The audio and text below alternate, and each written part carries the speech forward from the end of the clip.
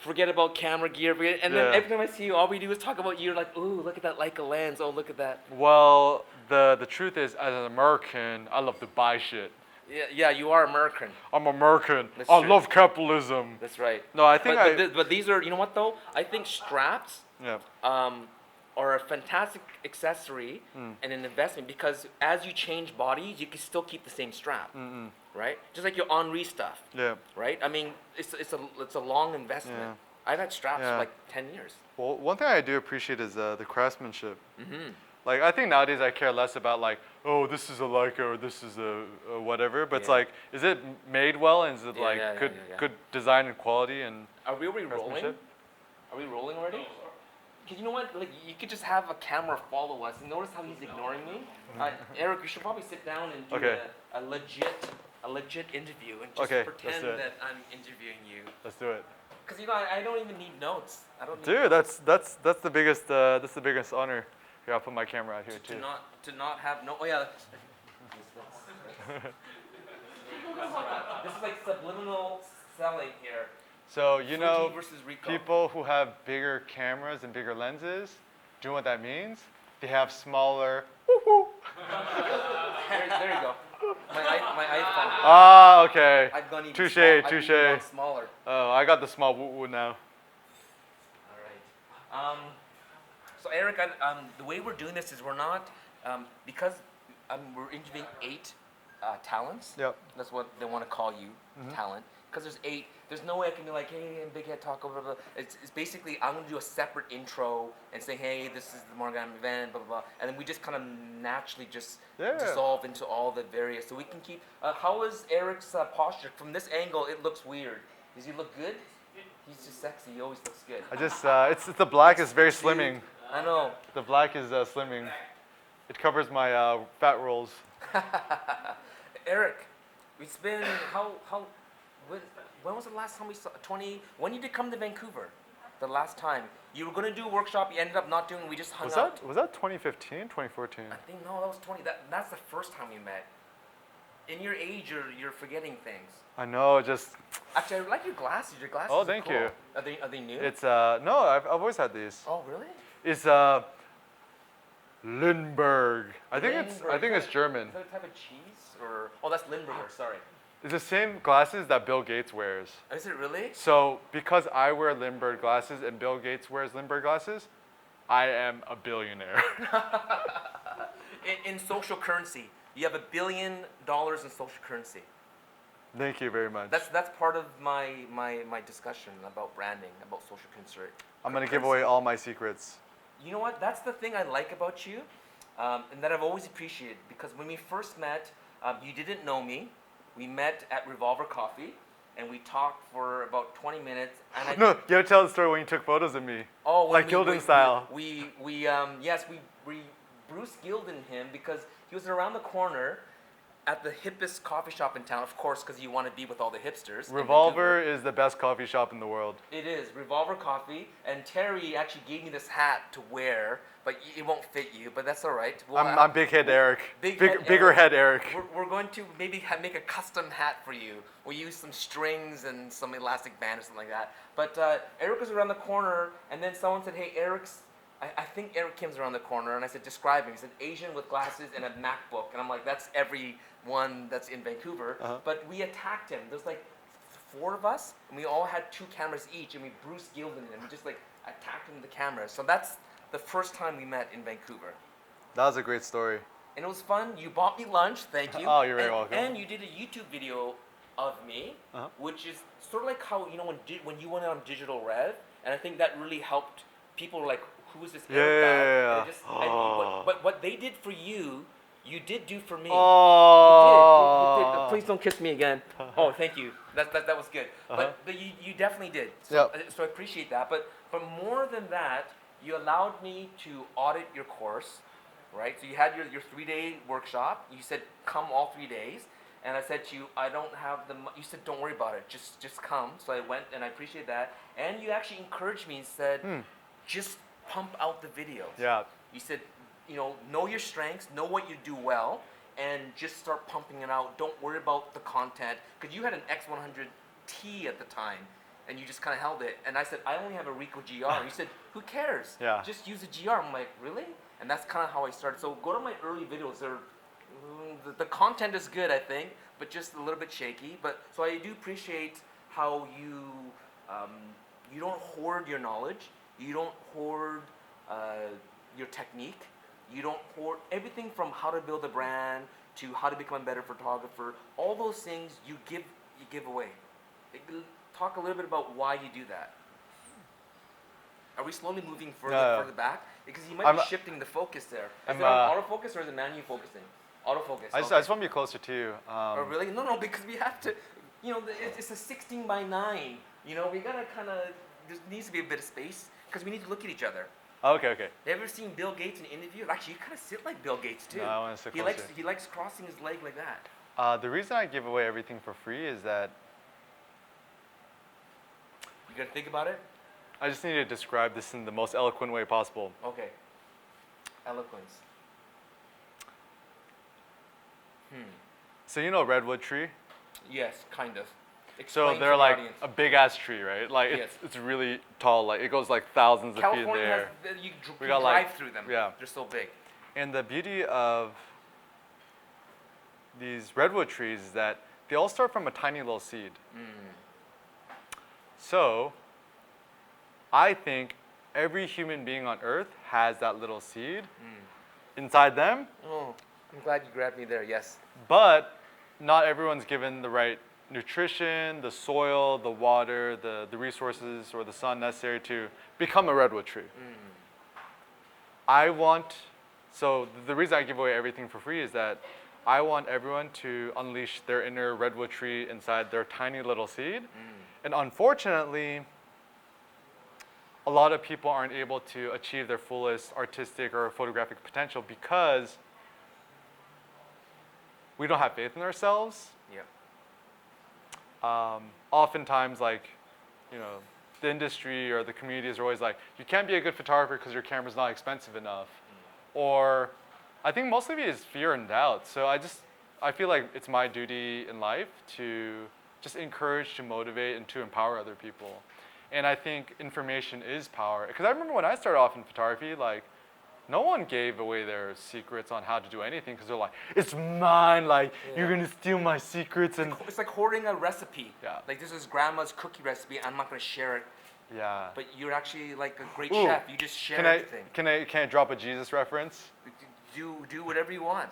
So the lesson I learned from my buddy Jesus is, so I don't believe this story as a factual thing, but the philosophy is good, is that, you know, you have all these people, and then they only had a few fish and a few loaves of bread. They're like, oh, you know, Jesus, all these people are hungry. He's like, just spread the basket and break the fish or the bread and then give it to everybody. And miraculously, just everyone it just kept multiplying.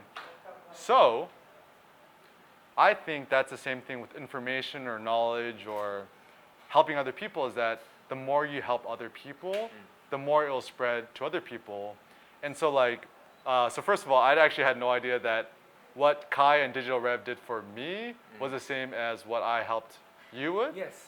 And so it's like awesome because like, I'm so grateful to Kai, to Log, to Lambi, to all the guys at Digital Rev who helped me get my start. Because like I was like looking recently, like the video has like 400,000 views. Isn't it more? No, I think it's more than that, isn't it? Yeah, I don't know. It's just crazy.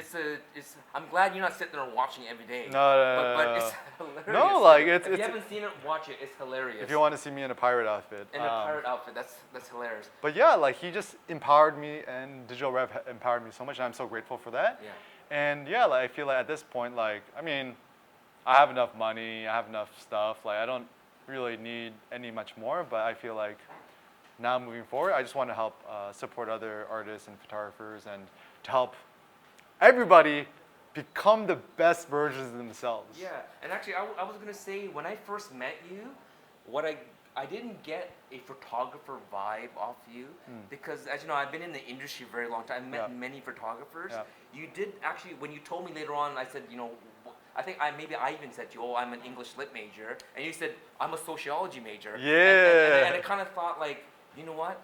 This all makes sense now because we both had higher education, but it wasn't some kind of a degree that we put on the wall, but really it empowered us to respect knowledge and the ability to spread what we've learned.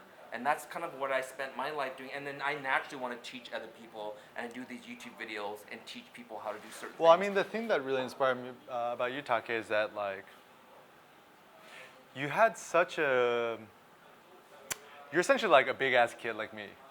Yes, I noticed all my friends are that way. They're all like you. Yeah, and that's so refreshing because you just like, you're probably one of the only people I know who's more passionate than me, probably. No, I was actually just saying that you're the only guy that can out-passion me. No, No, I think so. We can have a passion off. we're both very, very passionate people, but you just had this like, this hunger and this inner drive and. I'm supposed to be talking about you, Eric. I'm blushing. No, but like really, I think it's really the beautiful thing about the whole photographic community and the art community is that, yeah, like the fact that you could meet fellow like-minded individuals and souls who are just both helping each other. Like, I mean, like even you, when you did that video with me, you helped me a lot. I mean, you reviewed photography off thing like that, and like you reviewed the Leica Q because I knew nothing about it, and that video obviously helped me a lot too. So it's a symbiotic relationship. Yeah, for sure. So I was the most excited about interviewing you because you're my friend, but as well, I don't want to use notes because I want it very organic. But Yeah, at the I don't same like time, notes. But at the same time, we do have sort of a like the gist of this workshop and this thing that we have. I don't even know what to call it. It's not just a workshop. It's almost, I would call it like a conference. It's an experience. It's an experience, like the Jimi Hendrix experience. But the main thing that draws us all together, because I'm interviewing all the talents, and they all have different angles and different viewpoints. To me, you are more on the educator side. At least that's the vibe I get from your tweets and from every time I hear you speak. You really want to help others. But let's get to the subject of street photography and photography. And we are going to have some discussions on it. You're on the panel discussion. But what drew you to street photography? Okay, so I started street photography when I was 18 years old. So the first camera I got 2 years ago then, right? 3 years ago. 3 years ago. Okay. My mom, she bought me a little Canon point and shoot SD 600. I still remember 1.3 megapixels. And I've always been artistic as a kid, but somewhere along the line, I lost my ability to draw. And so I didn't really have an artistic outlet. So my mom gives me this little camera, and it really empowered me. And I photographed everything. Like, these are like pre-Instagram days. Like, I would photograph my food, and people are like, "You're photographing food? That will never catch on." It's a Japanese thing. I've been doing it for like 20 years, 30 years. Nice. It's a thing. And I found that the thing I was most passionate about was photographing people. And that also coincided when I was 18. I got into school, into college, and then I studied sociology. And I was like, oh my God, my passion or interest in photography meets my passion for sociology. If you combine the two, that's effectively street photography. Because for me, I don't see myself as a photographer. I see myself as like a sociologist with a camera. And what better subject matter than to photograph people in life on the streets?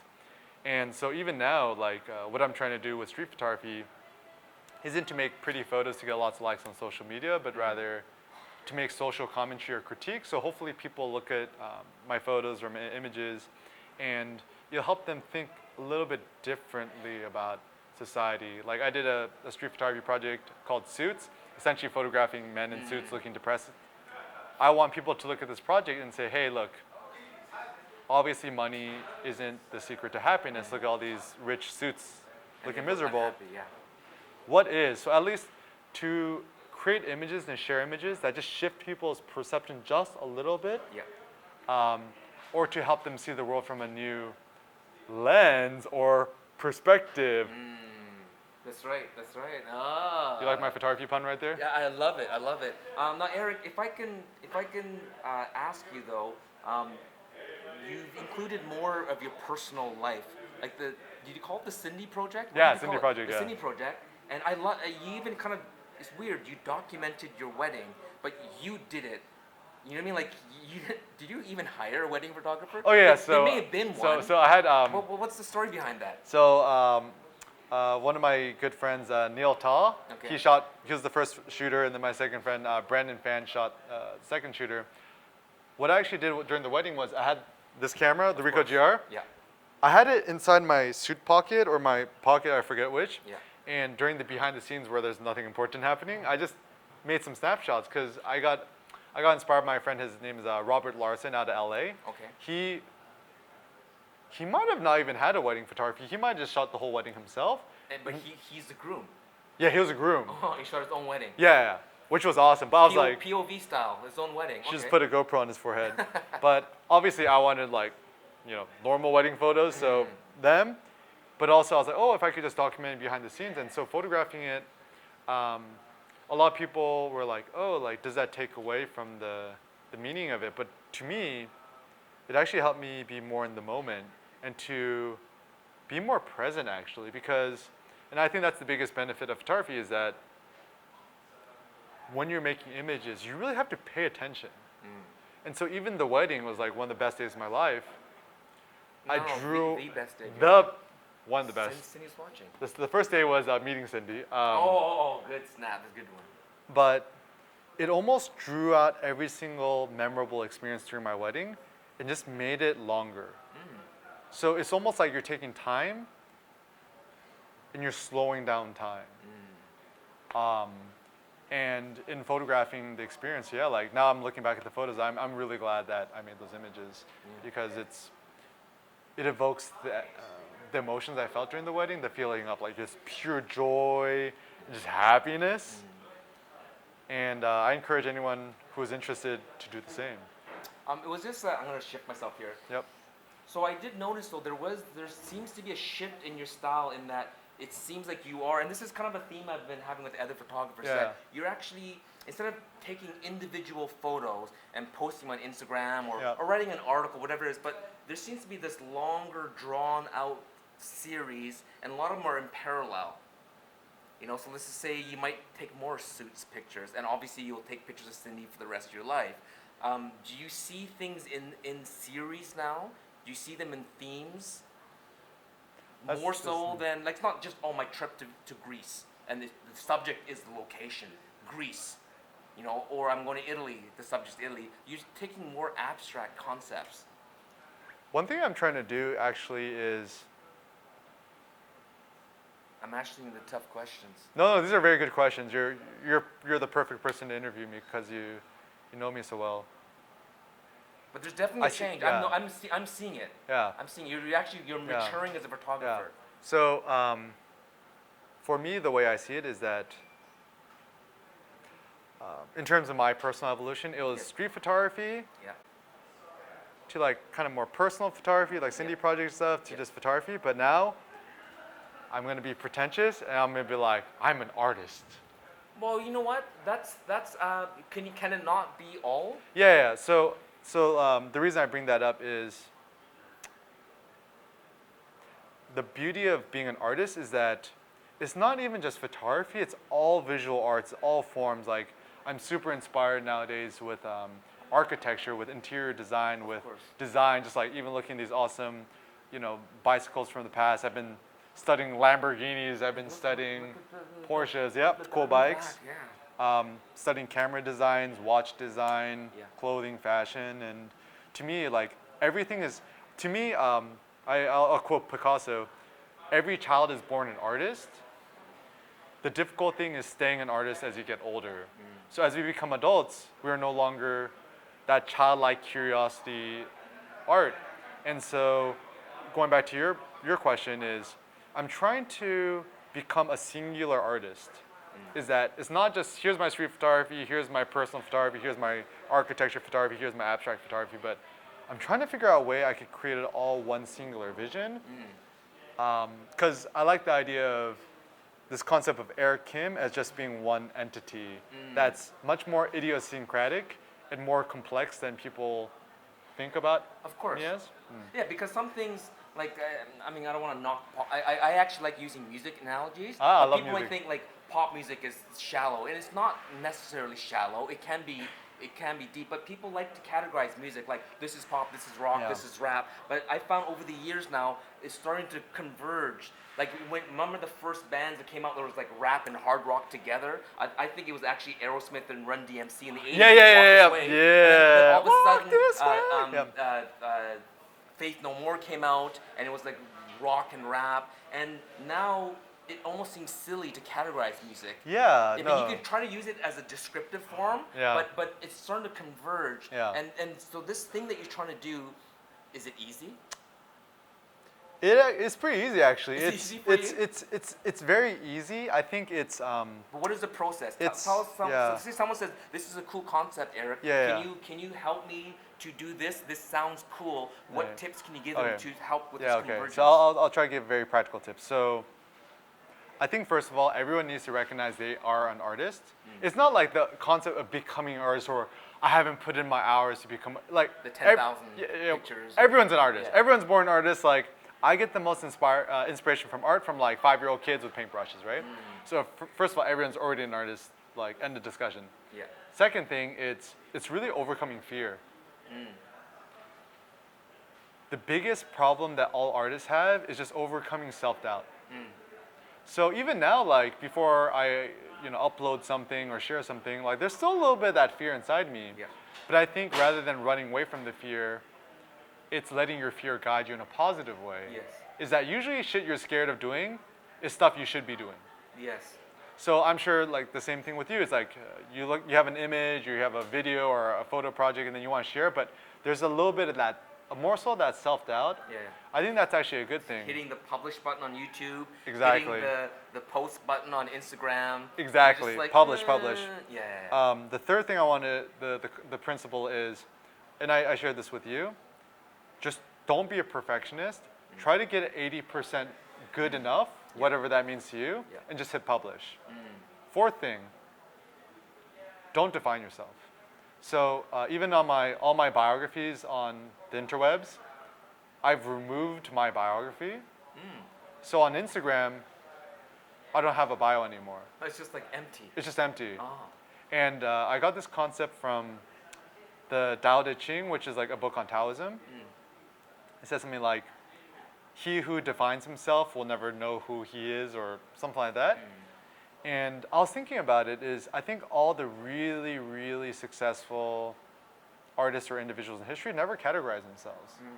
And so like, I think it's actually dangerous if let's say your Instagram bio says, oh, fashion photographer or street photographer or YouTuber / traveler / blog. Like these categories are just, they're like chains, or they're like a small little cage that everyone's just trying to put you inside this tiny little cage. I'm actually getting the most inspiration from my buddy Kanye West. He started off as a producer making beats for other rappers. And he's like, I could rap too, guys. And they're like, no, you can't, Kanye, shut up. And then he raps in front of Jay-Z. He's like, oh, that was pretty good. Kanye becomes producer into rapper, starts rapping over his own beats instead of giving them to other rappers. Then one day he's like, you know what, I want to be a fashion designer. They're like, you can't be a fashion designer, Kanye. First of all, you're a rapper. Secondly, you're black. Thirdly, you're straight. And fourthly, you're Kanye West. And so he just said, forget it. He's just like, fuck it, I'm gonna do it. So he interns at like, these big fashion houses for a while. And then after that, he ends up discovering this information. He creates his fashion line Yeezy. People are like, this is shit. So overrated, this will never work out. Like 4 years later, everyone are like buying Yeezys for like $1,000 on eBay and circle around the blog. And now he's apparently thinking about getting into hotel design and stuff like that. So I want to unlock my inner Yeezy. So let's talk about that then. Yeah. About so other than converging your styles not being defined, finding a singular entity or whatever you want to call it for your visuals. So so how does street photography play into that then?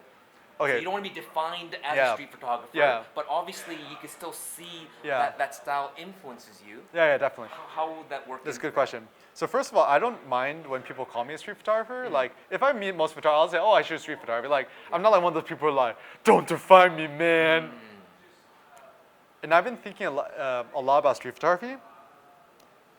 It is the best genre of photography. Not taking pictures of birds? I'm kidding. Unless you have that 500 mil Sigma 600 F4, lens. Yes. I've been thinking about this a lot. Is that what is the point of photography, or how does photography help human beings? I think the biggest benefit of photography is that it helps you overcome your fears in life. Street photography is the best genre of photography because it's the most practical way in how to become a more confident, brave, humanistic photographer. Anyone could photograph a tree or a bird or a flower because it's not going to yell at you. Street photography is fun because it's so scary and difficult. I've been really into this philosopher named Nassim Taleb as of late. He says, life is all about taking risk. Life is about having skin in the game, and street photography is the ultimate form to have skin in the game and to take risks. Because it's fucking scary. Like I take a photo of somebody on the streets with like a neck tattoo or a face tattoo or some like teardrops in his eyes, right? Like I'm gonna be afraid. Like if I do the wrong thing, he might stab me. But we both know they're usually the kindest. It's the aunties and the uncles. The old lady, you think, oh, she's gonna, and they're the ones that's waving their umbrella at you. True story. And then the toughest guy, you think. They're like, sometimes they'll tell you their life story and they start crying. It's and you're like, true. wow, You're and they're totally like the true. kindest, gentlest people. And you're totally right, and that's what street photography has helped me is that people who look the meanest and scariest, whatever, they're actually the nicest people. So street photography has helped open the veil of ignorance I had about different races and different people. And like even one thing I like to ask people, it's like, oh, tell me your life story, or if I'm traveling in the Middle East and I'm meeting Muslim people, I'm like, oh, what are some common misconceptions about your religion? And so street photography is a bridge for me to become a more understanding, compassionate, and loving human being. So this is why street photography is the best genre of photography. It's funny, I like the way you said bridge because, I know even some buskers, you say that. They travel the world playing music. You know what Americans say? What? Street performers. Street performers. Americans don't know buskers. Oh, so street performers, they say the same thing. They travel the world, they're violinists or guitarists, and they travel the world and they spread the love of music, but they use that as a catalyst, as a bridge to get to know people. I know another person, Shams, he's a pastry chef. He likes making cream puffs, and he travels the world making cream puffs for people, and it helps. He's a Moroccan. He's a half. His mother's French, and his father is northern like Moroccan, and he has a really cool, unique look. He's fluent in French, and you should meet him the next time you come to Vancouver. Right? If he makes an espresso one, I'm all for that. Espresso, Shams, espresso, but he travels the world baking for people, and he almost did the same thing. These are just vehicles. Street performing, photography, baking, traveling the world. They remind me of you, but they're just using different vehicles. And I'm driving a blacked out Lambo. No, you're not. You're probably riding one of these things here. I don't own a car. You don't own a car? My only number one goal in life is to have a black matted out Lamborghini Huracan. That's all I'm asking. It'll match your clothes. The clothes first, and then you get the car to match it. Black on black on black. Black on black on black. Maybachs on backs on backs. And also your camera too. There you go. It all matches. It'll just appear on your body. Look at that. It's the Ricoh GR-P version because I have the gaffer's tape. Oh, there you go. So Eric, we're gonna wrap up here, or else we're gonna be talking forever. Yep. But you kind of gave a little bit of advice already, so I'm gonna kind of leave this really wide open, nothing directed. But because this is on street photography, one or two, actually, yeah, you know what? What is the best tip you can give? So someone loves what you do, they love you. I mean, I could talk about various questions, like how to become a brand, how to do what you do, how to write articles, but specifically street photography. Okay. What's the best advice you think you can give, other than you mentioned the fear part, and you tend to come from an educational, but in a practical way, can you give a practical advice? Okay, so I'll give very practical advice to street photography. Okay. And you can do one or two if you want. Do you mind if I give a lot? Just go crazy. Okay. So this is just a distillation of everything I learned the last decade of shooting street photography. Yeah. Tip 1, shoot in program P mode. P mode. Because P stands for professional. Yes, of course. We all know that. Eric Kim shoots P mode and makes good photos. So can you. P mode. The reason I shoot P mode is because, have you guys ever seen that infomercial? Okay, so you're up too late at night. This is for my fellow Americans, okay? Okay. Do you guys know like rotisserie oven with the chicken? I know that one. Right? So essentially, you buy chicken, you put it inside this rotisserie thing, right? You set it and forget it. Oh. So by putting in P mode, you set your camera and you forget it. Okay. I'm a very forgetful person. So P mode works very well about 90, 95% of the time, in my opinion. Step 2, ISO 1600 or 3200. The biggest mistake a lot of street photographers make is that they shoot at ISO 100, 200. Oh, noise.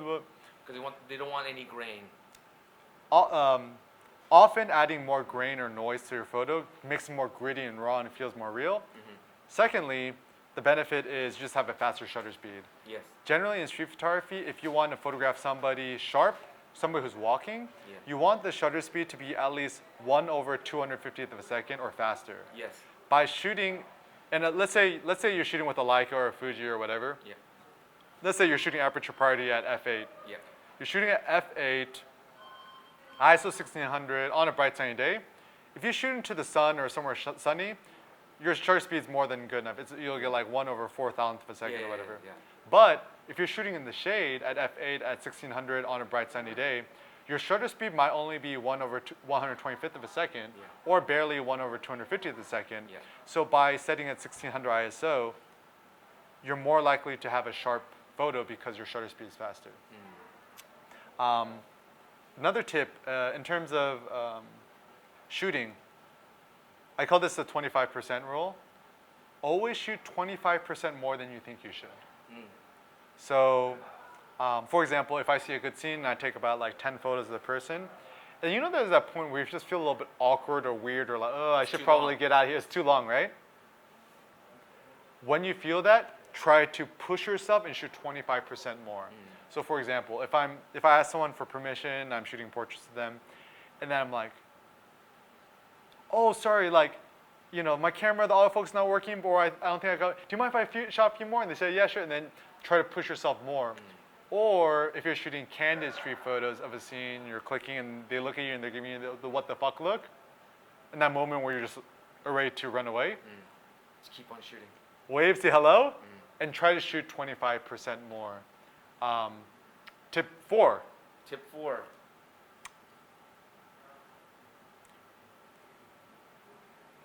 This is kind of connected with tip 3. Tip 4 is take a lot of photos. Take a lot of photos. For me, some of my best street photos, I shot like 30, 40, 50 photos, 60, 70 photos of the same scene. You called it work the scene. Work the scene, yeah. Work the scene. So, yeah, I read your articles. I read them. Thank you, thank you. The analogy I'll use, I'll use several analogies. So you're Canadian. What sport do you like to watch? Hockey, of course. Hockey, okay. So hockey, in hockey.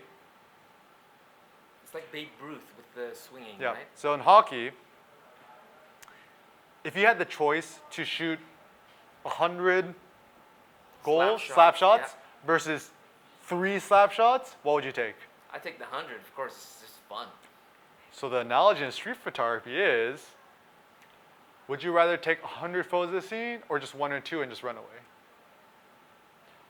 Always shoot more than you think you should. And the best way to study how to make a good photo, Google contact sheets, Eric Kim, and I have free ebooks, or buy the Magnum contact sheets book to see how much you had to work the scene to get the scene. Am I on tip 5? I think so. Let's just say number 5. Number 5. This is going to be the ultimate tip. All right. Or are you thinking? No, okay. Okay, so this is the best tip. Shoot what you're afraid of.